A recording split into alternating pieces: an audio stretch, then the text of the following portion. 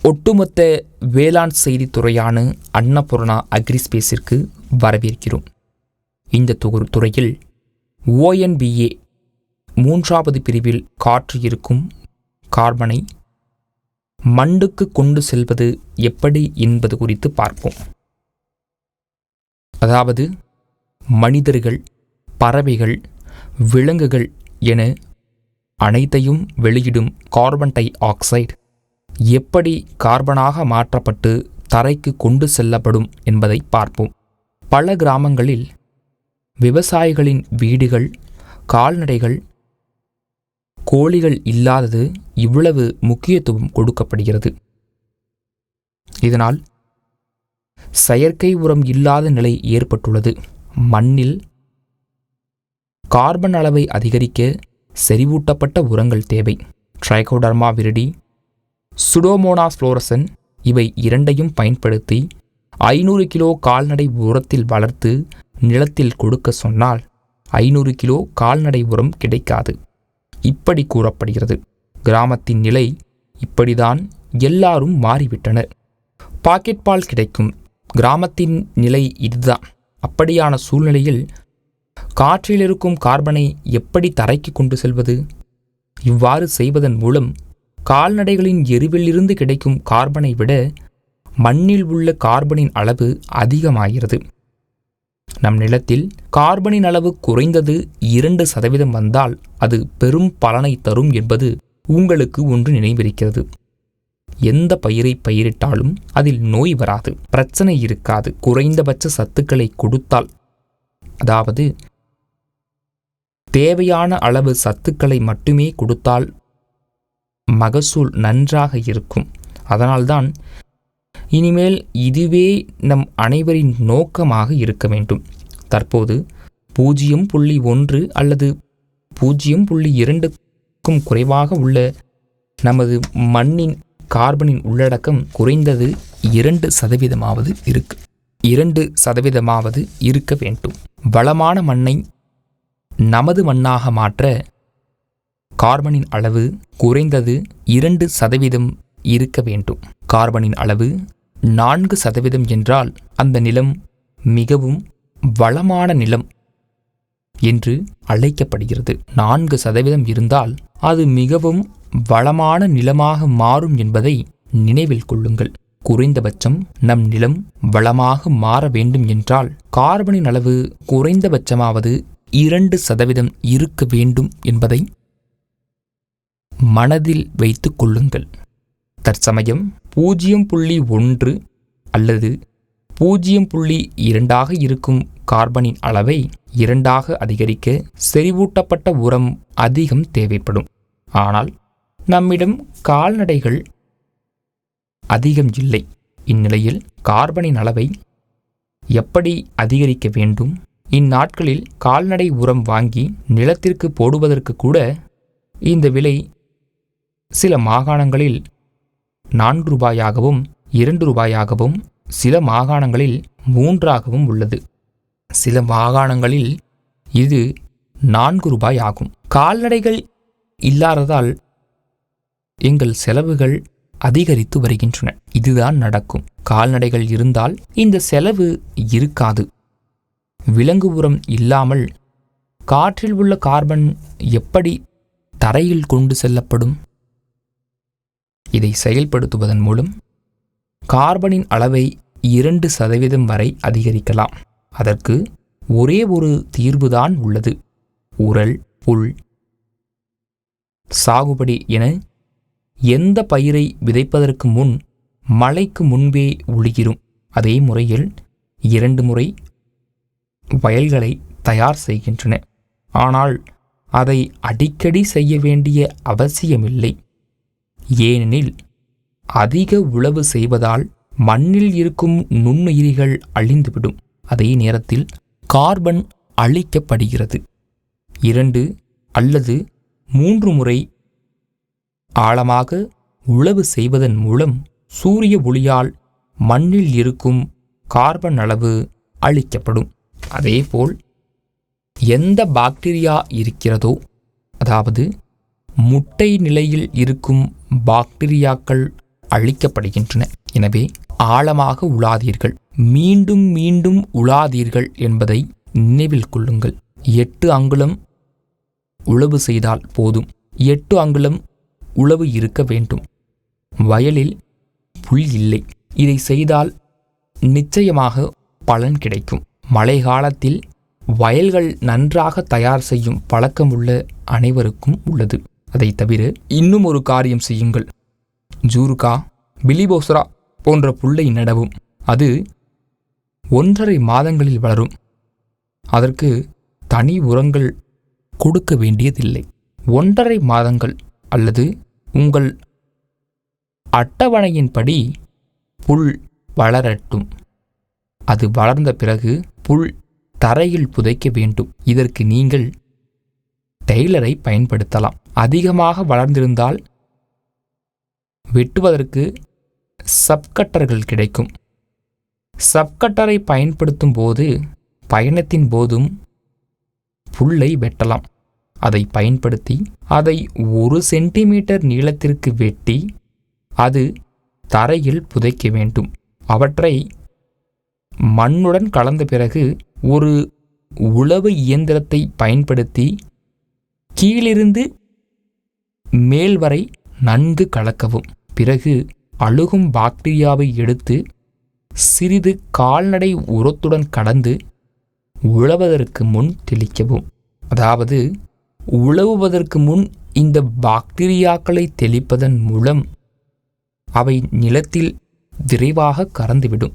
அதாவது விலங்குகளின் சாணத்திலிருந்து, பச்சை புல் உரத்திலிருந்தும் கூட நமது மண்ணில் கார்பனின் அளவை உடனடியாக அதிகரிக்கலாம். அதன் விலை மிகவும் குறைவாக இருக்கும்.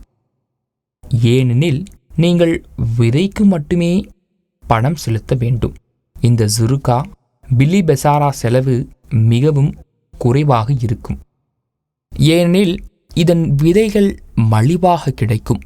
அந்த விதைகள் வெறுமனே தூவுவதன் மூலமோ அல்லது விதைப்பதன் மூலமோ அவை முளைக்கும். நம் பயிர்கள் விதைக்கப்படும் வரை வளரட்டும். பிறகு நறுக்கு கட்டர்களை பயன்படுத்தி அல்லது நேராக கலப்பையை பயன்படுத்தி அதை நசுக்கி மண்ணில் கலக்க வேண்டும்.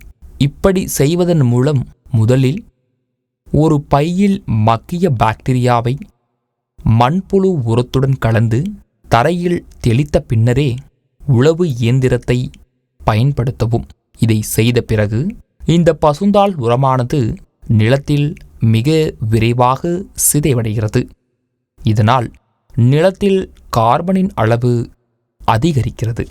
இந்த வழியில் ஒவ்வொரு விதைக்கு முன் நீங்கள் இதை செய்ய வேண்டும். நீங்கள் களத்தை தயார் செய்ய வேண்டியதில்லை. ஏனெனில் இவ்வாறு செய்வதன் மூலம் உழவு செய்த பின் உங்கள் நிலத்தில் கார்பனின் அளவு அதிகரிக்கிறது. இன்னும் 4-5 வருடங்களில் நான் சொன்னபடி செயல்பட்டால் கார்பனின் அளவு கண்டிப்பாக 2% அதிகரிக்கும் என்று எனக்கு நம்பிக்கை இருக்கிறது. முக்கியமாக மிளகாய் விவசாயிகள் ஜூலை அல்லது ஆகஸ்ட் மாதத்தில் விதைக்கிறார்கள். அதேபோல் நெல் விவசாயிகளுக்கும் நல்ல வாய்ப்புகள் கிடைக்கும். ஏனெனில் ஜுருகாவை சேர்ப்பதன் மூலம் அதை ஸ்லாஷ் செய்யலாம். மிக குறைவான விவசாயிகள் இந்த செயல்முறையை தான் செய்கிறார்கள். அனைத்து விவசாயிகளும் அனைத்து பயிர்களையும் விதைப்பதற்கு முன் உடனடியாக செய்ய வேண்டும். விவசாயம் செய்வதற்கு ஒவ்வொரு ஏக்கர் நிலத்திற்கும் தண்ணீர் பாய்ச்ச வாய்ப்பு இருந்தால் கோடை காலத்தில் கூட அத்தகைய உரங்களை சேர்த்து நிலத்தில் கலக்கவும். இது உங்களுக்கு தீங்கு செய்யாது, ஆனால் உங்கள் நிலத்தை வளமாக்கும். பயிர்களை வளர்க்க நேரம் இருந்தால் கோடை காலத்தில் வயலுக்கு தண்ணீர் பாய்ச்சினால் கண்டிப்பாக வளர்ந்த பின் நிலத்தில் கலக்கவும். நிறைய தண்ணீர் இருந்தால் இதை செய்யுங்கள். 2 பயிர்களுக்கு இடையில் உங்களுக்கு நேரம் கிடைத்தால் நீங்கள் இந்த வேலையை செய்ய வேண்டும். இப்படி செய்வதன் மூலம் நமது நிலத்தில் உள்ள கார்பனின் அளவு 2%ஆகவும் மீண்டும் மீண்டும் செய்வதால் கார்பனின் அளவு 4%ஆகவும் இருக்கும். நிலத்தில் உள்ள கார்பனின் அளவு 4% அடையும் போது அந்த நிலத்தை மிகவும் சக்தி வாய்ந்த வளமான நிலம் என்று அழைக்கலாம்.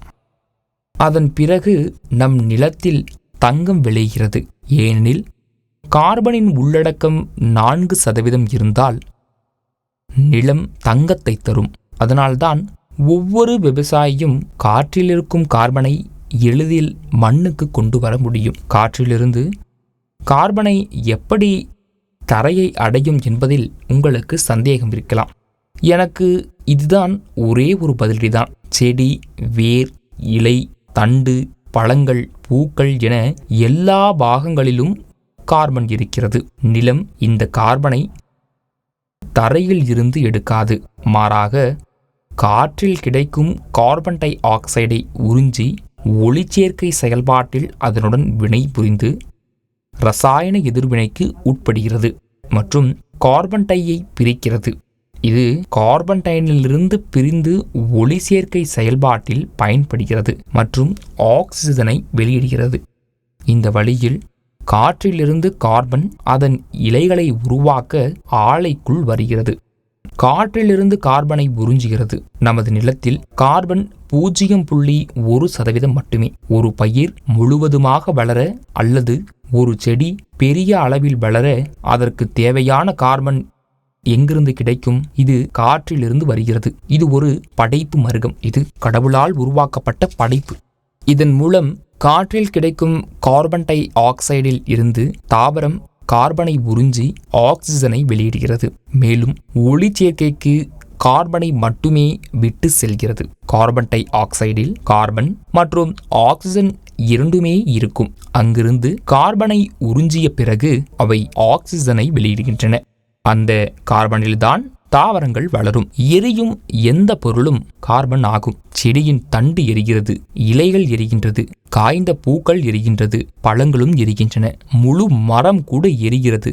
ஏனெனில் அவை அனைத்திலும் கார்பன் உள்ளது. நாம் கொருகாவை வளர்க்கும் போது அந்த தாவரங்கள் அனைத்தும் காற்றிலிருந்து கார்பனை பிடிக்கின்றன. அதாவது காற்றில் இருக்கும் கார்பன் டை ஆக்சைடை எடுத்து அதிலிருந்து கார்பனை உறிஞ்சுவதன் மூலம் அந்த கார்பன் அனைத்தும் ஆலைக்கு வருகிறது. 5 முதல் 6 கிலோ ஜுருகா விதைகள் அல்லது பிலிபேஸ்வர் விதைகளை வாங்கி அவற்றை வளர்த்தால் எவ்வளவு எடையுள்ள பயிர் கிடைக்கும்? அதில் எவ்வளவு கார்பன் இருக்கும்? அந்த வகையில் அனைத்து கார்பனையும் மண்ணில் கொடுப்பதன் மூலம் மண்ணில் உள்ள கார்பன் எளிதில் அதிகரிக்கும்.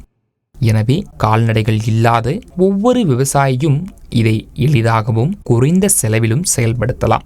இந்த முறையை ஒரு முறை பழக்கமாக்குங்கள். 2 பயிர்களுக்கும் இடையில் நேரம் கிடைத்தால் இந்த பசுந்தாள் உரத்தை அதிகப்படுத்தி நிலத்தில் கலக்கவும். ஒவ்வொரு வருடமும் இந்த வேலையை செய்யுங்கள். ஆழமான உழவு மற்றும் மண்ணை உலர்த்துவதன் மூலம் இரசாயன எதிர்வினை நிகழும்போது அதில் உள்ள சாத்தியமான பாக்டீரியா மற்றும் கார்பன் எரிக்கப்படுகின்றன.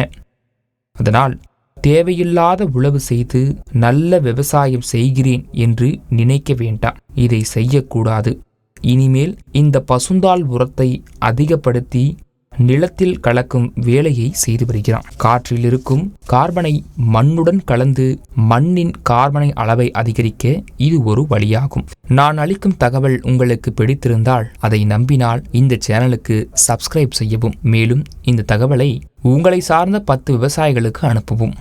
அவர்களும் கீழே உள்ள பெல் ஐக்கானை தெளித்து நம்முடைய சேனலில் இணைய சொல்லுங்கள். முழுமையான விவசாயத்தை ஊக்குவிக்க நீங்கள் அனைவரும் உதவுவீர்கள் என்று நம்புகிறேன். நன்றி.